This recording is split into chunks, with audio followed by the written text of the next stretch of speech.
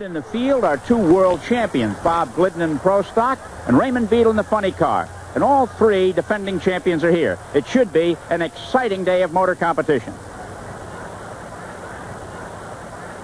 The top fueler, the IndyCar, so to speak, of the sport. Special in every sense of the word. $50,000 at least, long, with bicycle-like front wheels and driveway rollers at the back. Their expensive aluminum V8 engines gulp an expensive mixture of alcohol and nitroglycerin, and when they get to parachute, you get stopped. We're at the semifinal point in Top Fuels. Jeb Allen will go against Marvin Graham in the first one. Dick LaHaye against Connie Kalita in the second semifinal. Jeb Allen in the near lane. He's from Santa Rosa, California, going against Graham from Oklahoma City. Allen, a red-bearded young Californian, has made the finals here at Raceway Park the last 4 years. They say he owns the track, and his pit crew says they're just trying to figure out a way to spend the money. But first, he's going to have to dispose of Graham, a seasoned competitor, as the two of them come to the line in this important contest. And now the cars move into the starting line area. To break the lights that the association that sanctions the event has placed to keep the cars exactly even for a fair start. We'll be talking more about the starting system a bit later in the program. And they're off. Graham smokes his tires. Allen streaks down the strip. They're side by side. But Allen moves ahead to win and go to the finals for the 5th straight year here at Raceway Park. Allen's time, 5.923 seconds. His speed, 233.76 miles an hour. And his crew's a happy group. Now let's take a look at the starting process. In the middle of the strip, the Christmas tree, slang for the starting lights. The bottom two are the only ones used in the pro categories. But here are the key lights, 2 sets of these, one in each lane. The left-hand light is the pre-staging light. The center light is the staging light where the cars wait for the green light. When the green light comes on, they can go, and when the wheel breaks the third light, that's when the clock starts to measure the elapsed time. The run ends at the finish line at the middle of the zebra-striped area here where the clock stops to calculate elapsed time. Top speed is calculated through this zebra-striped area where the car enters it, another clock starts, and where it leaves it, it stops. That's top speed and elapsed time, the two basic figures used in drag racing. Time for the second Top Fuel semifinal. Pitting Connie Kalita against Dick LaHaye, two drivers from Michigan. Kalita from Ypsilanti, LaHaye from Lansing. Kalita, a former crew chief for Shirley Muldowney, who went out on his own and developed an arch rivalry with her, beat her earlier in the meet and eliminated her from the competition. We saw Shirley beat Connie in the Winter Nationals on ABC earlier this year. LaHaye, 22 years in the sport, has never made it to the final. Kalita is in what has been the bad lane. An engine spilled oil on it earlier in the day, and no one in Top Fuel has won on that side except LaHaye, who took his quarterfinal round over there. They come to the line and wait now for the signal to go. And they're off, and Kalita smokes his tires, and it looks as though his engine's giving trouble. But LaHaye shoots across the line, winning in 6.062 seconds, 231.95 miles an hour, to make his first final round in his 22-year history as a drag racer. A happy man as he heads down the line. And he should have his hands full with Jeb Harris because he drives them for a living. A 15-year veteran of the sport, Harris is paid $50,000 to manage his team, which is based in Trenton, New Jersey. He's responsible for every aspect of the operation, including driving the car. Married and the father of two, his wife is frightened by drag racing and has seen him only race twice.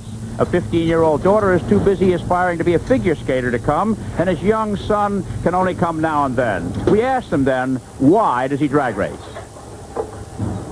It's an outlet for my mechanical inquisitiveness, I guess. It's a very competitive sport, and it's a sport that a lot of people can participate in on a smaller level and grow to a level that I'm at now on a professional level to do it for a living.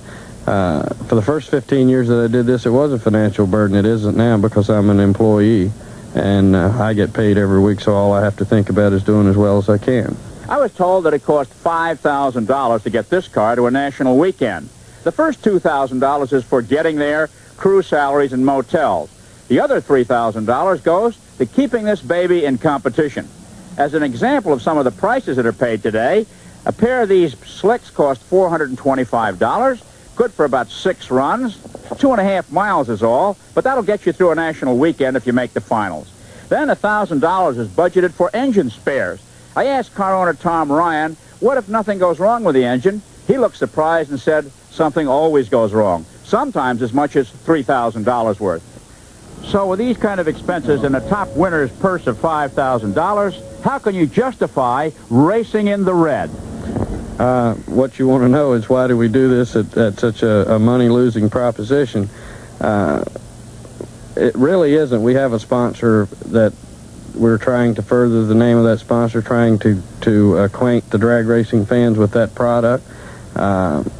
We earn money with the car and with our sponsorship money and the money that the car owner puts in the car, we can make ends meet. But it is not profitable business on what the car can earn on its own in prize money. There are contingency prizes, monies awarded by smaller companies that are involved in the sport, which makes a win somewhere around $8,000 to $10,000 if you have the right affiliations.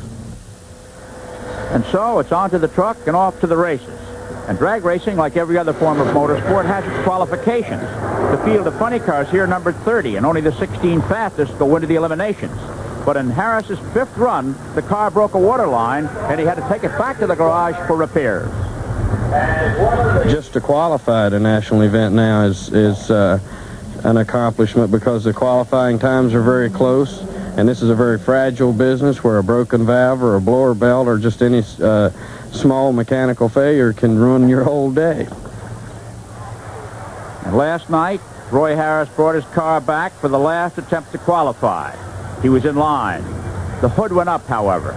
A sick fuel pump, and Roy Harris's luck was as black as the impending night. And the car was towed away for the last time. There are many long walks in sports, the relief pitcher to the showers, the quarterback to the sideline. And so, Roy Harris's long walk, through as a driver for the weekend, is to the spectator area.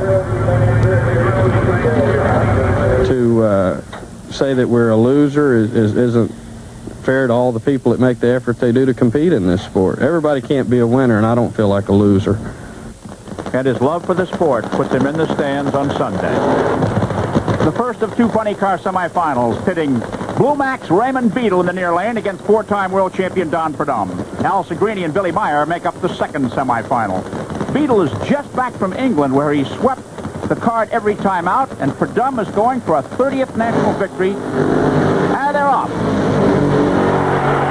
Perdum streaks ahead to leave Beadle in the rock, and he may get that 30th national victory. Perdum's time, 6.056 seconds, over 238 miles an hour. Perdum said earlier that he came to the Summer Nationals with a game plan. Had to do with his engines. He qualified on one engine, and he's saving his best engine for the finals. We'll be back for more in 1 minute. And the second semifinal with Billy Meyer in the near lane. He's from Waco, Texas, and Al Segrini from Easton, Massachusetts in the far lane. Meyer's been dragging since he was a teenager and has aspirations to someday set the world land speed record. Here he is in his bright yellow car. Look at that fiberglass body vibrate under the horsepower of that engine. These funny cars have the engines up front. The driver's legs are alongside the bell housing, and if a flywheel explodes, it could be very dangerous. The funny car of today is considered perhaps the most dangerous of all drag racers. And starter Buster Couch tells them to shake a leg and bring their cars to the line, keep the program moving. And now Segrini moves in for the ever-thrilling start. There they go. Segrini swivel. And Meyer streak. An easy win for the youngster from Texas. 6.168 seconds is a lap time. His speed, 233-plus miles an hour. In winning the semifinal and earning a starting spot alongside the most feared man in funny car racing, Don Perdum. Like Perdum, Meyer's operation is heavily financed, but in Perdum's case, he just oversees the work. Meyer, mechanically oriented, likes to do his own work, and he'll be working on his car right up to the final time that may well put him at a disadvantage when the lights go green. How do you look at Meyer in the final? Well, you know, he's a very talented guy. He's been running all these national events. He's been right there, and, you know, you just never know. He stands as good a chance to win the race as I do. Well, you've won 29 of them, so you know what it's like to win. Tied with Bob Glidden, incidentally, for overall wins. A win today might put you ahead of everyone else. Yeah, it would kind of be nice to win that 30th national event, that's for sure, but then I'd probably want to win 40 or 50 more. Why not? Sure. And the snake takes it easy, waiting for the final while his staff does the get-ready work. It's pro stock time now, with the semifinal rounds coming up. And it's been said that pro stock is one of the toughest series in which to field a car because of the restrictive rules. In funny car and top fuel, special parts can be used, but for these cars, they must come from Detroit.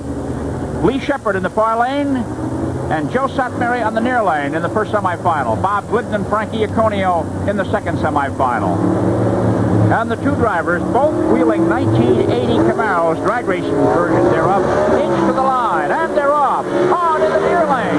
Satmary fouls, red lights. He left the fight too early. I don't believe he knows it, and certainly Shepard doesn't know it. And Shepard streaks across the line, 8.511 seconds, 160.42 miles an hour. And so Lee Shepard goes to the final as Joe Satmary is disqualified.